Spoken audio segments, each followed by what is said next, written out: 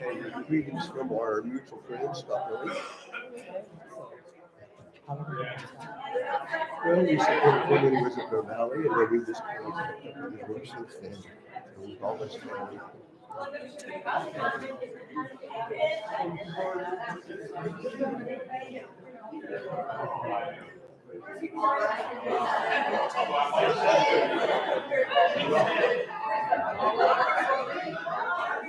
Ron.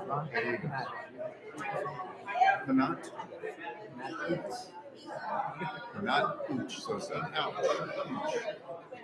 Not ooch. Control myself. Glad to have you here. Good to be here.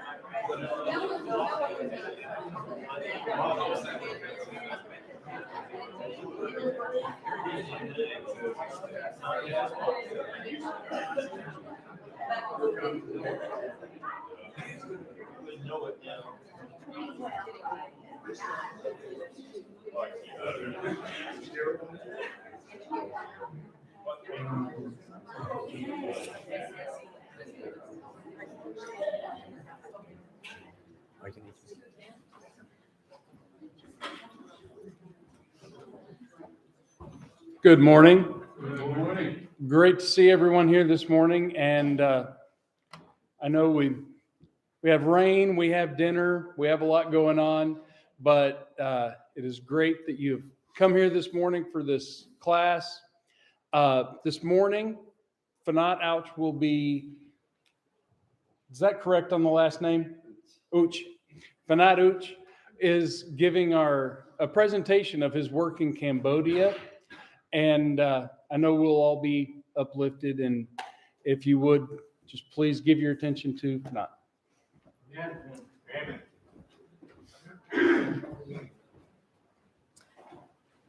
You know, the weather was perfect yesterday, right? We took my family to the zoo. You have a beautiful zoo here in Oklahoma City Zoo. You know, in the ancient time, the bringer of rain, it's very good. But now, modern times, not so much, right? First of all, thank you so much. Thank you to Ron and the elders and all you guys for coming in this rainy morning just to come and see what God is doing in Cambodia. I appreciate Daryl for giving up his time, his Bible class, and the sermon also. So thank you. And last but not least, I want to thank Marianne and Steve for connecting us. I appreciate them so much. They were in Cambodia a few times, and we got to meet back then in 2016. Louder? Okay. Hello? Can you-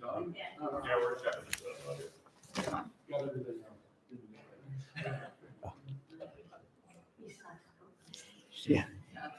Yeah. There you go. All right. Thank you. Sorry about that. I was wondering why everybody's looking at me. And I was trying to read your lips. I'm very soft-spoken, so this really helps a lot. But thank you guys again for coming this morning and for allowing me this time. I count it as an honor and a privilege to be able to talk about what God is doing in Cambodia to like-minded individuals, to brethren who are faithful and supporting of other works. I see that you guys support African work, and I appreciate that so much. As a missionary, on behalf of all missionaries, I want to say thank you to you guys, to the congregation.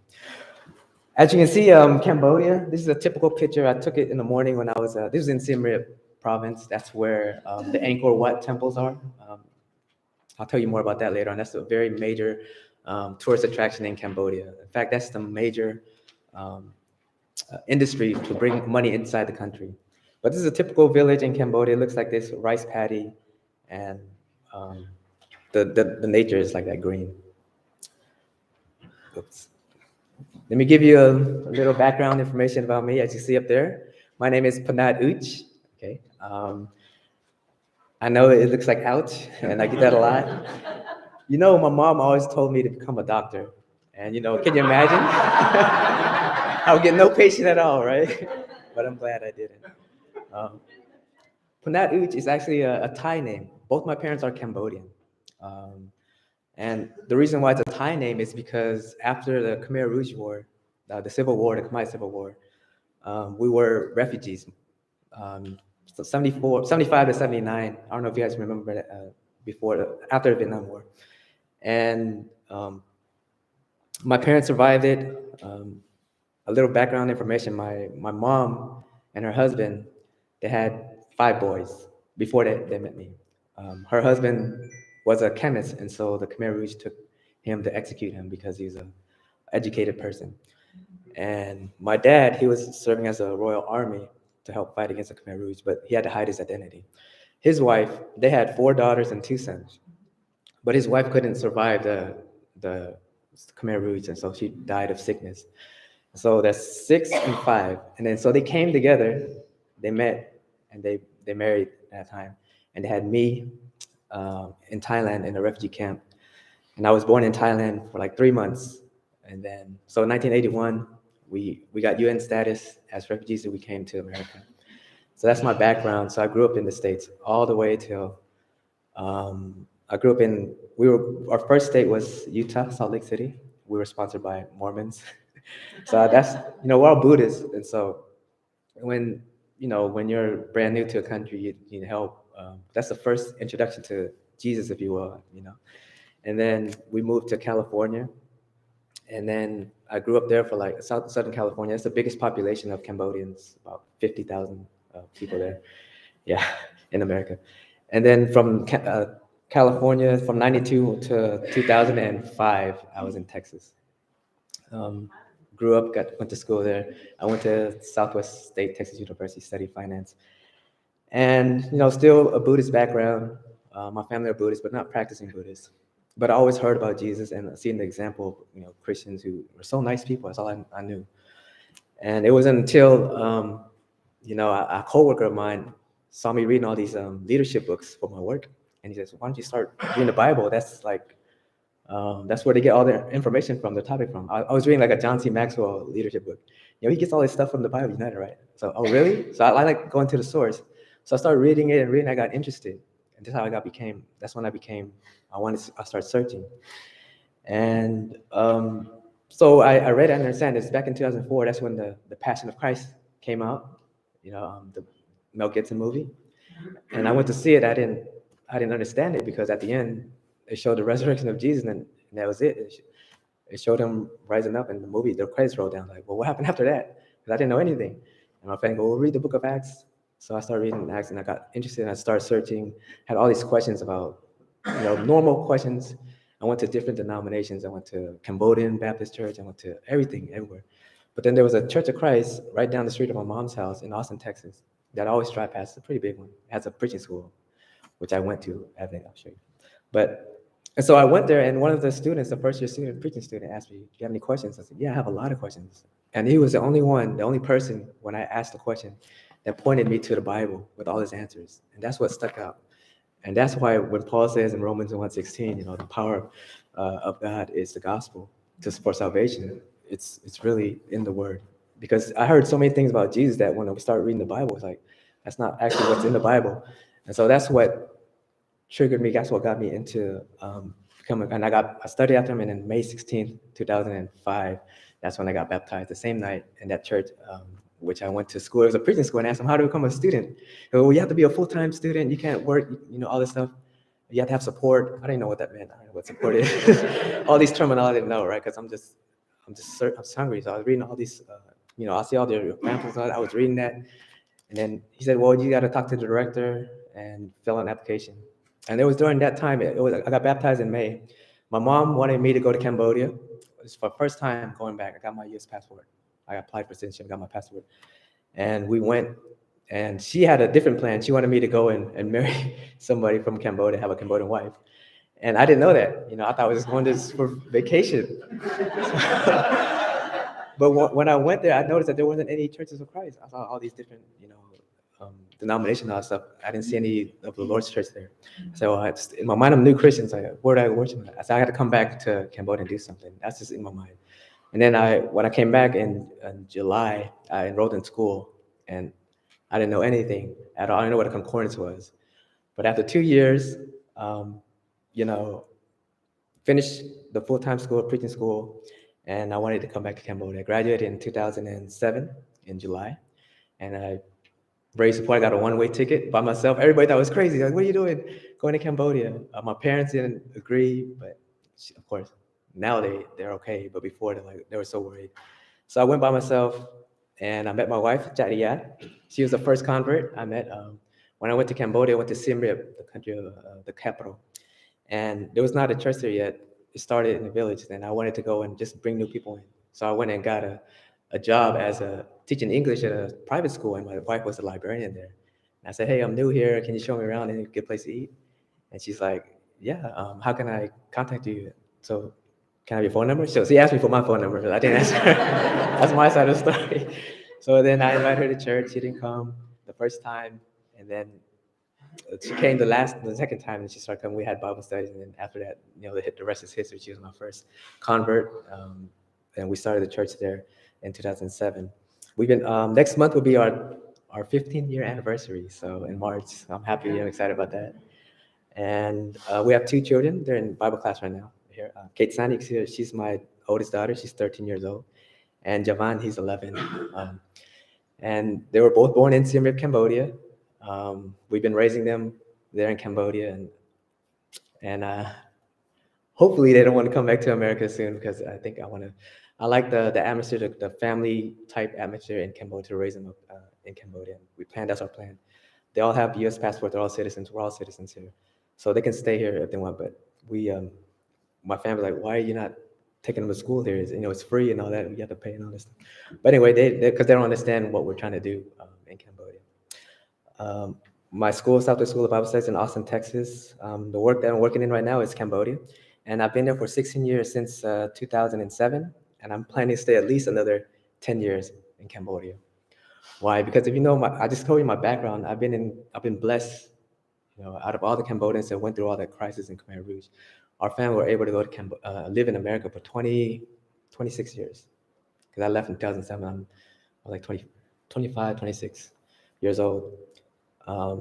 I've been blessed to live in this beautiful country. It's it's the best country in the world. So many blessings, abundance here. And for me, for the past 16 years, to be able to go to a third world country and to bring the gospel to him, I think I made a promise to God that I want to at least serve him in Cambodia for at least 26 years that he's blessed me with in America. So that's the plan. That's one of the reasons why. Another reason why is this is from a missionary in France. His name is Charles White, Church of Christ missionary. He goes, 95% of the gospel preachers are preaching to 5% of the world's population, whereas 5% of the gospel preachers are preaching to 95% of the world's population. And that stat really like stuck with me ever since I was in preaching school. I read this, and that's the reason why I wanted to stay in Cambodia and help my people to see, who the true God is, the true and living God. And that's what we've been trying to do. Little country facts, population right now, it's about 17 million. The major languages is Khmer, English is the second, I guess, what you say, and French, sorry. Because the French, they colonized Cambodia in that part of the area. 97% is Buddhist. That's a whole different, field of, if you will, that we have to go against. About 1% or 2% Muslim and 0.5% Christian. I say in my life, if I was in my lifetime, I would take down at least 1% to become Christians. I think that would be, it's still a lot. 1% is like hundreds of thousands. But, brief history, once home of the Angkor Empire, which reached its zenith between the 10th and 13th centuries. Cambodia was part of the French Indochina and gained independence in 1953. From 1975 to 79, the communist Khmer Rouge, I talked about this, they evacuated all cities and towns. They killed about 2 to 3 million Cambodians, estimated. That's about a third of the population. So if you go to Cambodia right now, the average age is around 25, 26. A whole generation was wiped out ahead of us. So it's a very young country. After invasion by Vietnam, the 13 years of civil war, stability returned, and the city of Siem Reap, which I was in my first 10 years in Cambodia. It's a growing tourist destination and visiting Angkor Wat Temple. Angkor Wat Temple is the biggest religious temple complex in the world. Marianne and Steve was able to visit that. They saw the magnificence of that. The church in Siem Reap began meeting in 2006, and the International Bible Institute of Siem Reap, which is the school that I help one of your students here, one of the guys you support, Scott, is from Bear Valley. He went to that school. When I was in Austin in the preaching training school, when I graduated, one of the Bear Valley guys contacted me because they wanted to start a preaching school in Cambodia, and they found out there was a Cambodian that went to preaching school. So we connected, and that's when I went to Cambodia. My first work in Cambodia, if you will, was directing the school, the Bible school there, and we trained preachers, just like a satellite school of Bear Valley. So we started that. It started in 2008. Hannah's Hope Children's Home. It's an orphanage that began in the summer of 2010. And the Safe Water Raft, we work with Partners in Progress. I don't know if you heard of it. They do like a medical ship. They go around the river. All the poor people who live along the river, provide medical care, and we give them safe water to drink. And I'll show you pictures of that. And then it started in 2011.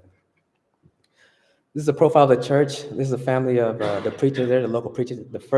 When I met him, Chan, and his wife, they didn't have any of these kids. His son she was 8 months pregnant when I came in 2007. So every time I forget how long I've been in Cambodia, I just look at him, how old is he? Oh, he's 16. I've been there 6 years. So his name is Pat. They have another child, by the way, so they have 4. This is not an updated picture. We have about 70 members now in the Siem Reap church. And, we're trying to, my goal, part of being is to establish a church where they can to grow and where they can have eldership. Because right now in Cambodia, there's no church with elders at all. And I believe that the church here in Siem Reap within the next 5 years, will have an elder. That's how long we've been building. So I'm excited about that. So the work that the local church there support, portion of the preacher salary, they support the rice for the students at the school, and they support a missionary in the village that they help support as well. His family's good. So this is what the Safe Water Raft looks like.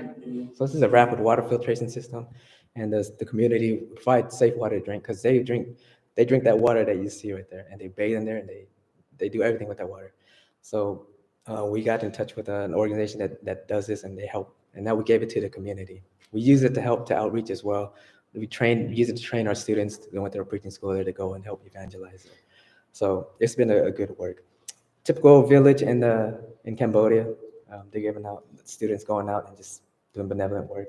That's what a house looks like. Little shack in Siem Reap.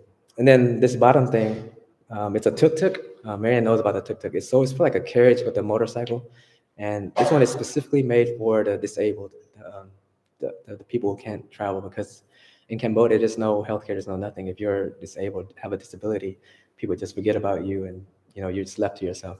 So we wanted to be the church to do something about this, and we were the first one to do this, and it was such a great thing that the local people can see, and they were for it. So it folds up, folds down, and you can bring the wheelchair up and take them to the market, to the hospital, whatever they need to go. It's for free. We do the service just to help them, and that's my son back then. Look at this one. This is a profile of the school. Again, I used to direct it all the way till 2018. But then we developed leaders, which is the goal. The Rat and Pisset students there graduated. Now they have their own families. They have kids. They're grown. It started in 2008. Bear Valley is still part of the satellite there. They're still training one generation after another. And it's been working the past 10 years to be able to develop these teachers and the leaders to take over while I'm not there. That's one of the reasons why I'm able to go start another work in Battambang, which I'm going to share with you in a little bit. But we spent a lot of time in just training and starting from scratch. 97% are Buddhists. So it has to start with, the individual and the Christian family, and then, them marrying and then passing on, breaking that cycle. And it's taken a while, but it's worth it. Thanks to supporters like you guys and others who support mission works all around the world. Sometimes you guys don't see these things because it takes a long time for the fruit to bring out. I put that picture up and you see the writing. Well, you probably can't see it. That's how the Cambodian writings look like. That's a school brochure. Here you see Dorat and Bisset and the coordinator, who is an elder at Bear Valley now, Wes Altry, at camp, and the school, the preaching school. He came in to teach, and then the rice field. Part of the curriculum is for the students not only to learn the Bible and preaching on it, but to go and to help, plant rice and harvest rice. Just the community, help them to be a light to them. Just get involved in the community.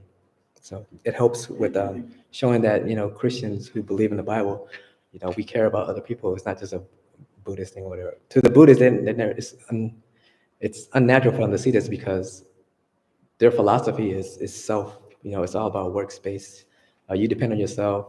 You look to yourself first before you help others. Whereas Christianity is, you look to others and to yourself.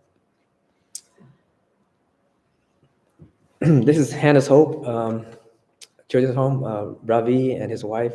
He went to school. She was a graduate of IBM, so both of them, and they have 2 children as well. The reason why we call it Hannah's Hope, it's not because the person is named Hannah. It's from the book of Samuel. If you remember the story of Samuel, where Hannah prayed to God for a child, and if she gets a child, she will give it back to serve God. And that's the same premise. We want to, God to bring orphans or street kids or who are abandoned, and we bring them up, we train them, we give them a good family atmosphere and train them in the Bible and all that. And when they grow up, they can go out and serve God. And some of the students we got to the Bible school actually comes from Hannah's Hope. So it's been a good, building block thing. In fact, in Battambang, we have 2 who came from the children's home who are actually there right now. We send them all the way to school, everything when they finish. They have a choice to go to university or continue in a preaching school or Bible school or the school we're at or trade school, whatever they want to do. We want to show that love, that Christian love to them. It started in 2010. We're about 40 now. We had like 50, but they all aged out. They went out and got jobs and work and come to different school. Staff, we have 10 staff, and we have 2 on-site who stays with them 24 hours a day, 2 families. Ravi and his family, and then Tak and Dung Man. Let's see. So that's a picture of the staff. Ravi's in the middle. They have 2 shifts. We have morning staff. The greens are in the morning and in the afternoon, and there's 2 families stay 24 hours. Can you imagine living with all that many children and your whole family? My wife and I, we do it now, but not these children, but we have like 28 people with us, but that's in Battambang. But these kids, we have them since they were babies. I had one, if you see the guy in the, in the blue, when we first got him, he was living in the mountain, and his mom didn't have any breast milk because she was so poor. Dad abandoned him, and they left. He was the size of my hand. My wife was so afraid when we brought him over, and she's like, how can I give him a bath? Because he was like translucent. He was so malnourished. and we had to take him to the children's hospital. And the doctor said, if you didn't come in time, he probably would have died. So now he's all grown, big, heavy. He's like, 12 years old now. He's active. So thank glory to God for that. There's a picture of see, now they are another big. The guy I was talking to you about he's in the back. But his name is David. So those are the works that we have we started with the church, the Bible school, the children's home, and then back in 2016, up to that point. My story, I came as a single person to Cambodia, met my wife. When 2016, I applied for my wife to get her visa to go to America, to get her American citizenship so that we can, be easier for her. In fact, during that time, we don't know if we were going to come back to Cambodia or not. I was praying. I was hoping my wife, hope she doesn't love America. Or she don't want to go back. It was really a struggle because I know I wanted to continue to work in Cambodia. But there are so many stories of Asians who come, Cambodians who come, and they want to stay here, and that's American dream. And they've never been here before. And once they're here, in fact, her family right now is like, "You're so crazy. Why don't you come and live in America? You have the opportunity. And so many people want to come." And I want to tell you about this with my family, because my mom and dad didn't want me to marry her. And her mom and dad didn't want her to marry me. She's saying, my mom was like, "Oh, why you made a local woman? They just want to come to America, and then when they get here to get their visa, green card, and they marry somebody else and leave you and all that, because it happens a lot."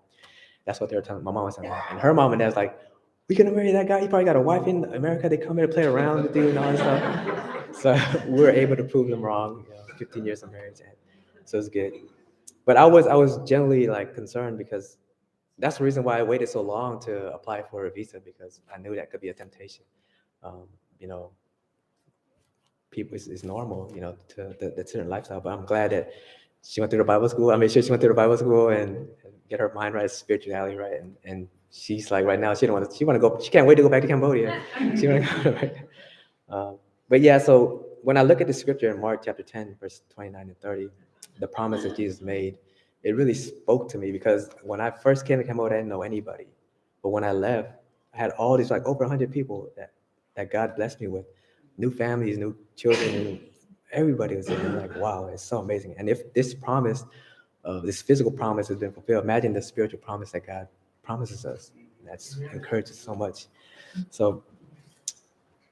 So when it was clear that we're going to go back to Cambodia, okay, let's go start. It's time that we can start another work so that these guys can grow without depending upon the missionary. We want them to one day they become elders, so they can't just look to us. So we decided to move 3 hours away to Battambang. There's no churches of Christ there yet. It's a province nearby. It's highly in the red. It's a big province, but it's not the main tourist attraction as Siem Reap is. It's all the rice. It's pretty much agriculture, and their main industry is rice field. About a million people in population. It's the third most populous province. It's the fifth largest province in Cambodia. It's the rice bowl of Cambodia, and it's also fertile ground for the gospel, since there aren't many churches of Christ in the city. In fact, we started a grassroots work there, and believe it or not, we've been there for 6 years already, and a lot of things it's grown. When I look at the work that we're doing in Battambang now, and I compare it to the work that we did in Siem Reap, it took us 10 years to be able to get to where we are in Battambang, where we already developed a few teachers, a few leaders, and families are working there. We got about 30 people and members of the church there. So we call this project E412 Battambang. E412 is from Ephesians 4:12, and we wanted to focus on, instead of, in Siem Reap, we just focus on preachers and developing preachers and to preach, but then there's no churches to support the local preachers. And so we wanted to focus on the member of the church, to equip them and to edify them to do the work of God. And so we want to focus on, the objective is to equip the saints physically, emotionally, and most importantly, spiritually for the work of service, as Ephesians 4:12 says. We want to teach them the word of God to grow their faith and share it with others. It's a 2 Timothy 2:2. Through our Course for Evangelists discipleship training program that we developed, providing vocational training in air conditioning and refrigeration repairs. I did that. So why AC? Cambodia is a hot country. and a lot of hotels have air conditioning. So when I was here in 2016, get my wife ready, waiting for her citizenship, I went and took a crash course. I got my license in air conditioning and repair and all that, HVAC license. And I wanted the purpose to go back and teach Cambodian the Cambodian this program. And when I went back, I learned Central Air. So it's Central Air is so big, it's a bigger system. And in Cambodia, it's all mini split system. So it was like mini splits are smaller and it's different, totally different things. So I got I guess the basics, the theory, but not the the the practicality of it. So, and then my wife, she went to a French pastry school in Siem Reap to do hotel and tourism, and she studied there to get her skills so that she can train the ladies or the guys who want to come, to give them a skill where they can provide income for themselves and support the family and the church and the work and all that. So we wanted to focus not only spiritually, but help them physically as well, so they can not just give them a handout, but give them a hand up where they can help and provide and give to other people as well. Help them to have a developed heart like God with compassion toward the poor. We go out every weekend. We go out and we serve the kids, teaching them English, de-licing their hair. We try to train. It's part of the program of the curriculum program. We focus on the Bible, but we also focus on applying what they learn in the Bible to show what Christianity is all about, what following what a transformed life is all about. So, picture of a baptism. That's a baptistry right there. The students made that themselves. We had a seminar on how to disciple and how to multiply in discipleship. Typical picture of the students studying the Bible together. This is in Battambang, by the way. This is where the work we're at right now. And then the villages that the students go out. That's Maria going out there. Last year they graduated from the pastry school. There's a graduation of them going to this bakery program where my wife is in charge of. In fact, the students, they look to me. She's the one that's in charge. I'm just a guy in background, but they look to her as the mom. She takes care of them, provide for them, and teach them and guide them and discipline them. So they're more afraid of my wife than me. And the little thing in the stall right there, students, when they learn it, we practice it. So they go out and they bake it, and whatever they sell, we just provide them with the seed money, and whatever they sell, whatever they make, they get to keep, and they get to send it. And it's so good that they can earn income. They feel so proud that they're working, and it's working, and they can send money back to their parents and the holidays and all that. So it's such a good work that's going on right now. They can start their own business, or they can go and work in a bakery or a coffee shop or a restaurant. So they have the skill, just the knowledge, if they want to go in that route. Same thing with the air conditioning. So this is what a mini split system looks like if you want to know. Small, we have the training equipment. As far as like going and installing and all that, they would have to go and learn how to do it. I can't do that because I don't know how to do it. I didn't get that training here. But they got the basics, electronics and all down. And we developed one of the first batch of the students. The leader, he's going to go to further his education. He's going to take over from me in this part because I want to focus on teaching them the Bible.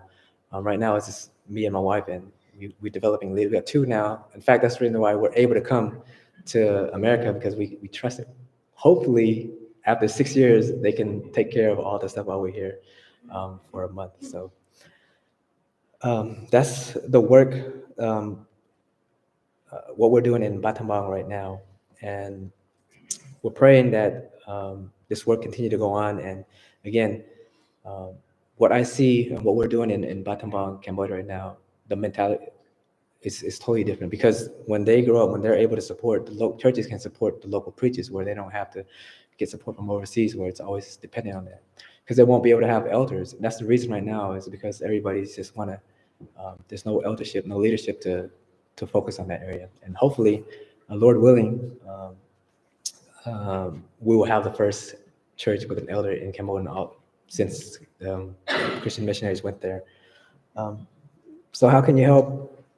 You could pray for my family, the new work, co-workers, supporters, people in Battambang, and continue to do your part in God's kingdom and get involved in this great opportunity by sharing the finance and remembering the words of the Apostle Paul. In all things, I have shown you that by working hard in this way, we must help the weak and remember the words of the Lord Jesus. Now said it's more blessed to give than receive.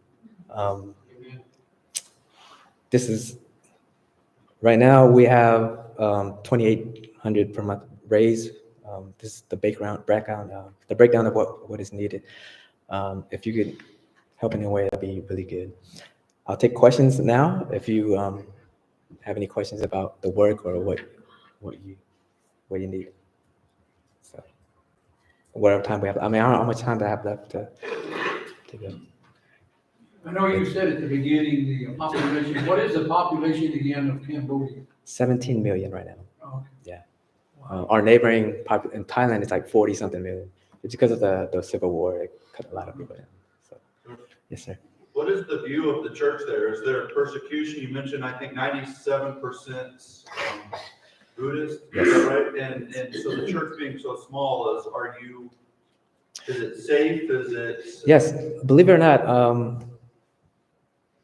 Buddhists are very gentle by nature. They're open-minded. They're not persecuting the church, but the government, the whole country is the government the state religion is Buddhism. You just have to apply for a license and all that. There's of course laws that favors Buddhism. You can't go and pass out tracts. You can't try to convert that way, but you can invite them.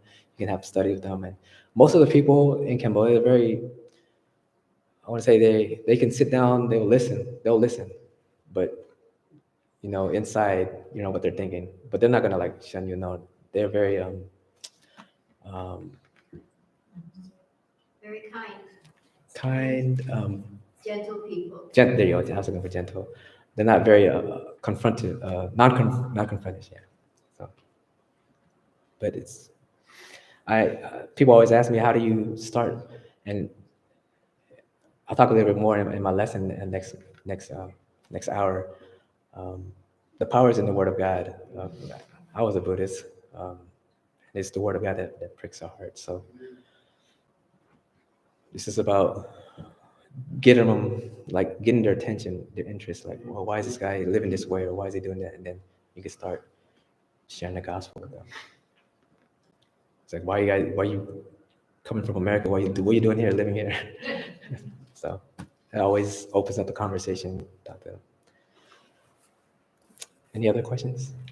Did I do a good job of giving you an overview of Cambodia? Ms. Marianne? Tell them how the orphanage got started and who brought the babies and where you found them and stuff Okay. like that. So Hannah's Hope, a member of the Woodland Oaks Church of Christ, they came for a vocational Bible school, and this couple adopted Cambodians to actually back when it was okay to adopt Cambodians, way back in early 2000s. Right now, because of all the child trafficking, they banned adoption, overseas adoptions. So they were able to do it at the tail end. I think after Angelina Jolie and all that, when she adopted her child from there, it brought all this attention, and people started wanting adopting, and people started taking advantage of selling their kids and all this stuff. So the government cracked down on that, and so they came back. They adopted two girls, and they wanted to do something for the Cambodian orphans and the street kids and all that. And then we started thinking about this idea, and then we got to the paper channels and everything, and it started with a church in the area, in the village. We saw some orphans and abandoned children there, and we brought them in. And it's a 503 C or B organization in America, and we also have a board of directors in Cambodia as well. So the church, in fact, that orphan had really helped with the growing of the church in Siem Reap, because the students there, they work there, they train there, they help be an example, a model. Could be their bigger brother or their mother. So it helped develop that experience. Yes. One of the amazing things to me was, the first time I went to Cambodia and went to church, and I don't know exactly how many adult members they had in the church. I don't think it was more than maybe 20 or 30. Yeah. And there's 40 kids, and they're in church every Sunday. Yeah. And so you've got all of these small children, and there was no disruption of the service by the children. They sit quietly, and Yes. I don't know what they're thinking, but They're, they're not, the children were not disruptive at all. yeah, they're good. The And first time I was there, I had one on my lap, one beside me, and another one sitting at my feet. And that was just typical. Every adult had several children, yes, and they were not misbehaving in any way. they're good kids, and they make up a majority of the church there. They're all grown now. I don't think you can sit on your lap anymore. Those kids that you sat with, they're old now. But yeah, I mean, they play a big, and that's part of the vision when we started it, to help, just like I said, start this family, a Christian family, where in the midst of Buddhism, where they can see how what Christianity does in the lives of people here. So, thank you, Steve, for bringing that up. Anything else?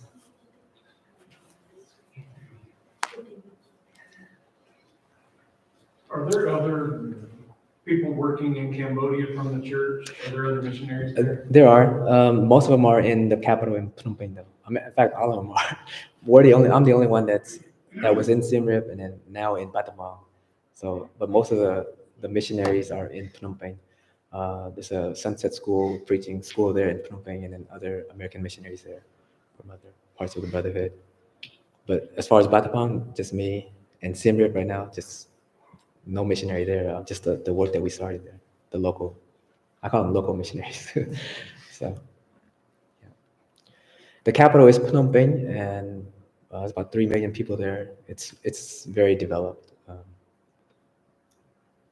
Well, for Cambodia, it's very developed. Yeah.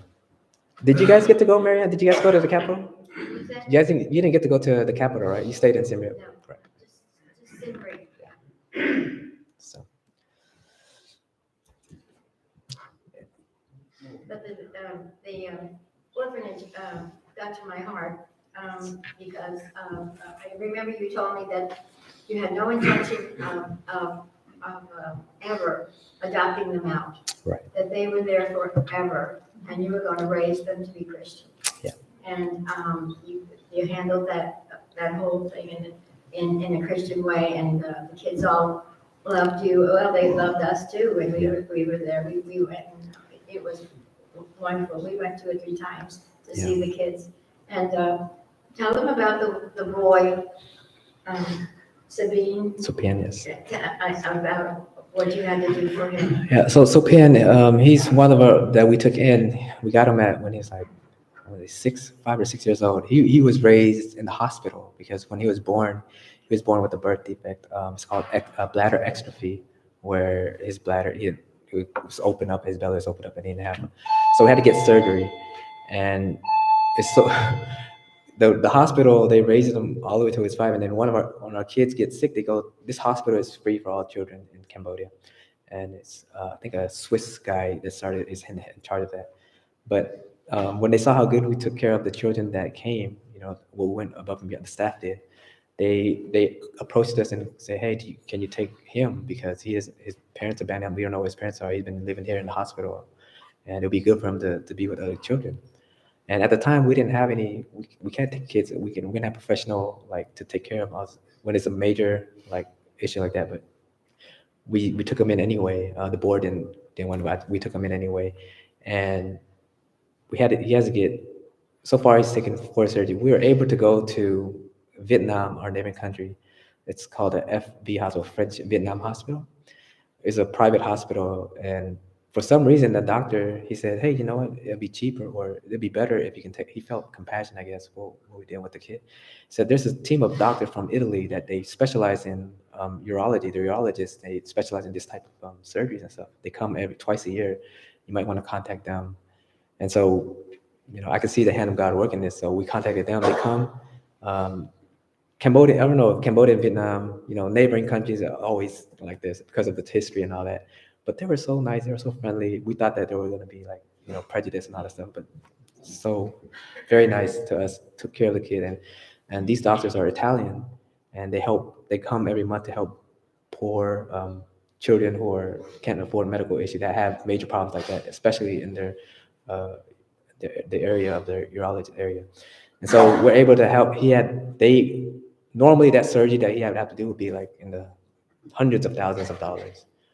Because it's specialized, and it's the third time that I have to take him to Vietnam and meet with the doctors there, and they take care of all their medical expenses. They know the story, and so everything is paid for. We just pay for the traveling fees back in the hospital stay and all that. So now he's 16 years old, grown man. He don't have, because when he was younger, he leaks. He's incontinent, so the urine he can't control it. So when he go to school, people make fun of him, laugh at him, smell and all that stuff, and he had to wear a diaper because it was at least leaking. But after the surgery, they had to close. Now he uses a catheter, so it's a lot better. It's more. You don't have to be embarrassed. You don't have to be, especially when you're in that age when you're growing up. So eventually, he will get his surgery done where he'll be able to, urinate normally. That's the. But it has to be. Oh, we're waiting on that right now. The doctors came. It has to be a specialist. It's called a Kelly procedure, and they take the urinate tract and the bladder and they put it where he's able to urinate normally as a normal kid. But he can still, have a family. Everything works. It's just it'll fix that part. So, yeah, that's one of the stories that the kids we try to treat our kids equally, but they know his situation, so they know, they're very good with each other. Of course, there's gonna be they behave well, but then they also have fights. Little kids, they do that. But yeah, Marian, you remind me of what we're doing in Batamang right now. It's very similar. We learn not to take the small kids, the babies. It's tough, taking care of them. So we have teenagers, which is not so. I don't know if it's good or not, but they have their own set of problems that live with us. We have about 28 people live with us, me and my family, in Batamang right now, and they go through the training. And I think it's better that way because they can see the example, and we're more to family. They can see what we're trying to live out the Bible. And if you guys are able to, if any of you guys want to go to Cambodia, I would love to show you what we're doing in Batamang right now and see firsthand with the training and the bakery and the HVAC and all that. Sorry, did you have a question? Sorry. Did I go too long? No, you're fine. Okay. But yeah. Thank you. Thank you. Appreciate it. Thank you guys so much. Is that time?